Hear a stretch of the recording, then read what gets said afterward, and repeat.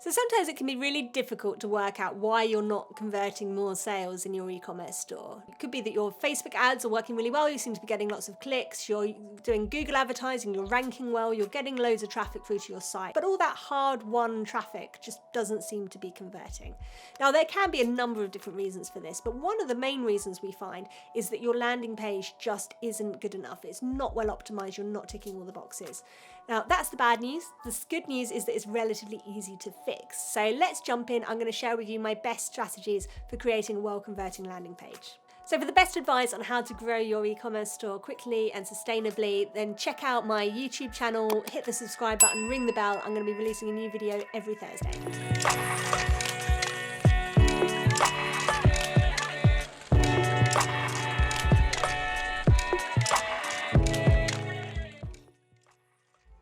I'm Sarah, I'm founder of the Fastnet agency, and we help ambitious, up-and-coming, exciting, adventurous e-commerce stores to scale quickly online using the power of digital marketing. So check out our website if you'd like some one-to-one support, but otherwise, take a look at my channel. I've got lots of great advice for you there.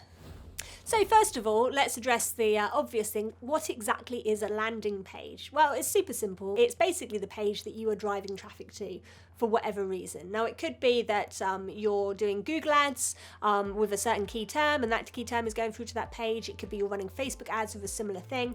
It could actually just be organic search in Google. But if somebody's searching for something in particular or clicking on a button and they land on your website, that is the landing page for that particular item or product or type of service. And you need to make sure that you are capturing people at that point and giving them the information that they're looking for as quickly as possible, because we all know that in this day and age nobody has any patience with anything, so it's all about quick delivery.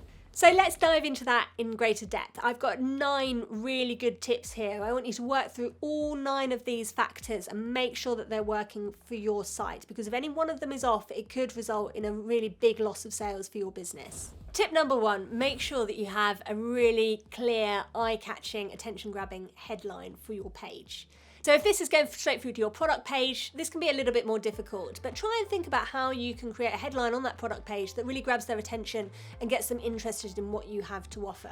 So I don't know, if you're selling hats, for example, it could be, the warmest hat for outdoor camping.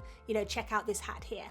It's a silly example, but it just gives you an idea of exactly what you're looking at. And a lot of e-commerce stores miss out on this, actually. They don't make the most of it. So really think about what that headline is going to be and how you can really capture their attention when they land on that page. So just a little bit of an example of what you should be looking at with that headline. It needs to be short and sweet. It should be no more than 20 words, and ideally you want to get it down to 10, but it needs to be descriptive and it needs to show exactly straight off the bat why this is solving the problem that your customer has. Step number 2, now you're limited in your headline. I've just said it needs to be 20 words max, ideally 10, so there's only so much you can pack into 10 words. The way you get around this is by having a really good subheading just underneath it. So think of this as a journey. Initially, you grab somebody's attention with a headline. Okay, you've got them on the page. They're staying. They're not bouncing back off again. Then you back up that decision not to go by the subheading. So they think, oh yeah, okay, this might be of interest to me. And then the subheading makes them think, oh yeah, actually, this is interesting to me. So the subheading needs to be that backup to your headline. Make sure it's descriptive, make sure it mentions features and benefits, make sure it's very aware of the problem that your customer is trying to solve. Number 3 for your landing page, include as many pictures or videos as you can. Now, particularly if you're looking to promote a product, when people are looking to buy, they are very curious about this. They can't see it physically. We can't pick it up in the store and have a look at it. So they want to get as good an overview of your product as possible. So as many detailed pictures as you possibly can about the product, preferably a video as well, is going to go down really well to building that trust and making people believe that actually, yes, this is the thing they're looking for, this is the answer to their problems. Now, if you're not an e-commerce store, if you're a service provider and you're looking at this video for tips on your landing page, then that's cool too.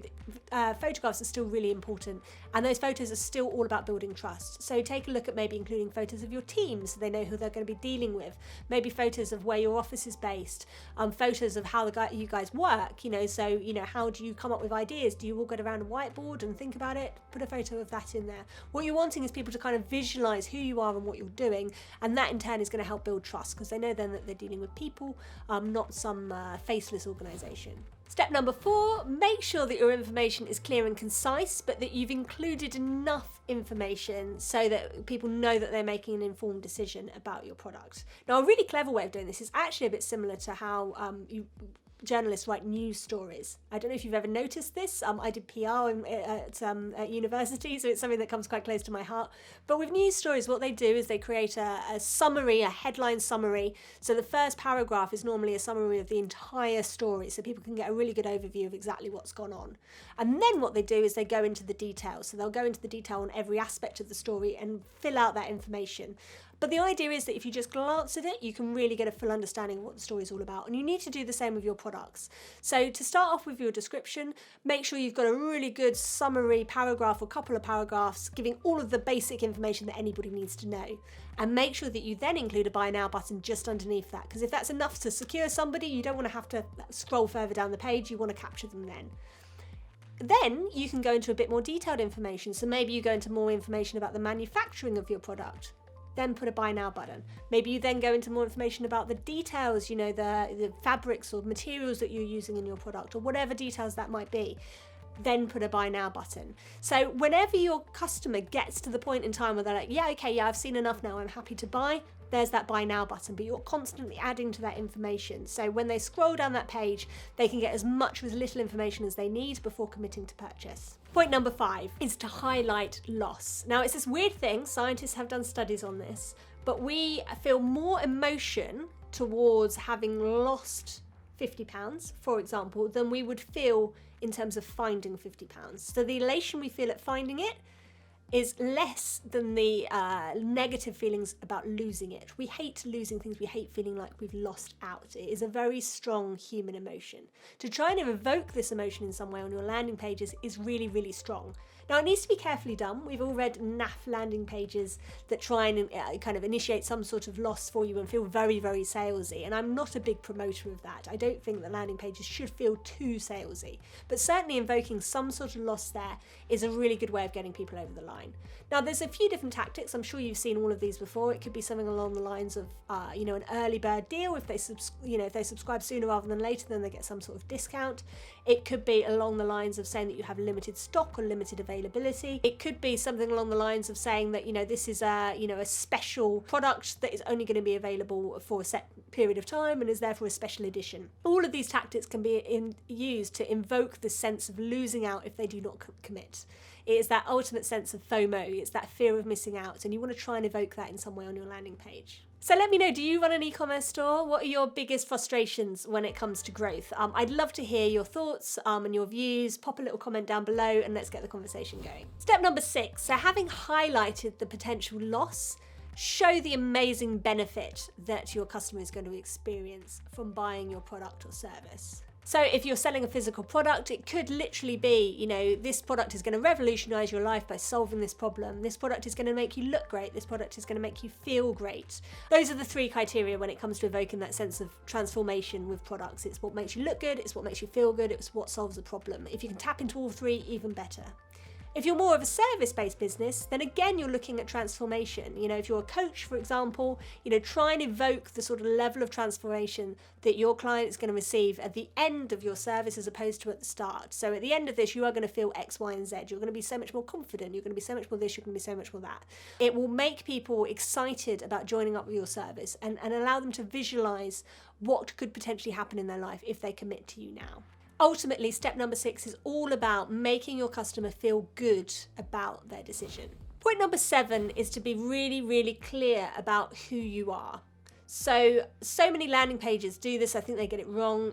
People need to know who they're buying from. They need to have that degree of trust. And so by not providing a phone number or a clear email address, or even letting people know where you're based, that can put a big barrier to commitment to potential customers because they feel like they're buying from a faceless organisation. And the whole thing with this landing page is about building trust and reassurance. So make sure that you're really transparent with that. There's clear phone numbers, there's clear help options. Maybe you've got a chatbot with a live person behind it, ready and willing to answer questions. Whatever that might be, make sure that that's on there. Point number 8 is to ensure that you've got reviews and customer testimonials on your landing page to back up their decisions. So it's kind of like, don't just take our word for it. This is what other happy customers have found from our products. Now, that could be an automated thing where you have a reviews sort of platform on your site, and then you send out an automatic email to anybody that's bought your products asking for a review on it. And then, of course, you've got those 5-star reviews. They're like gold. I mean, look at something like Amazon. You know, the first thing we do is go to the reviews section at the bottom and see how good this product is. So definitely reviews, absolute gold dust. If it's not a physical product, if you're selling a service, then same thing applies. Make sure that you've got testimonials from clients. And a good way to ensure that these are authentic is to take snapshots of conversations maybe in your Slack channel or in WhatsApp or in a Facebook group, or to include a video testimonial, anything that shows that this is a genuine bona fide testimonial or review, and not something that you've just made up in order to secure your landing page. So have a really careful think about how you're going to display that, but absolute gold needs to appear on every single landing page. And finally, point number 9 is to have a really, really clear and strong call to action. Now, what is a call to action? Well, it's just telling people what to do next when they make that decision of, yeah, okay, yeah, this sounds good, I'm ready to go with this. What do they do next? You need to make that really obvious for them. So with an e-commerce store, that's pretty simple. It needs to be a buy now button. But there's buy now buttons and there's buy now buttons. So, you need to think really carefully about exactly what your button looks like, how obvious it is, how many times it appears on the page. As a general rule of thumb, it needs to be as big as possible, so it's really obvious where they go. The next step needs to be as obvious as possible. Do you direct them straight to the checkout? Is it obvious that you've got a little basket up in the top corner of your screen? Where does that product go once they hit that bottom? Make sure that's really obvious so people don't get confused, and you'd be amazed how people can get confused by this. And make sure that it's a colour that stands out, pops out from the rest of the page. So ideally you want, if you've got a lovely colour scheme which is all really, really nice and integrated, you want to make sure that your buy now button is the only colour that stands out from the rest, because you want to make that pop. If you're selling services, this obviously is going to be slightly different. It might be a button to go to the next landing page to book a call. It might be a get in touch button, but whatever it is, the same rules apply. Basically, your call to action button needs to be big, bold, and impossible to ignore. There needs to be no confusion about how your customer commits to your product.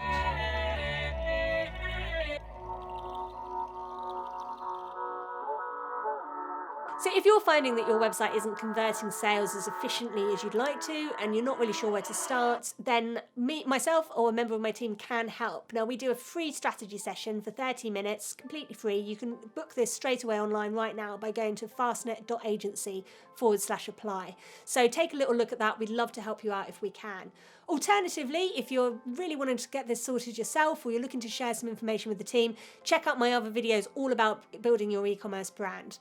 Now, we've got a great video over here all about scaling your e-commerce store through an effective e-commerce strategy. So take a look at that. It's a really valuable video.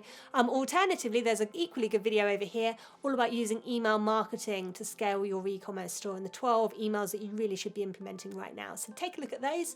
If you like this video, click the subscribe button, hit the bell as well, and you'll be notified every Thursday when I release a new video.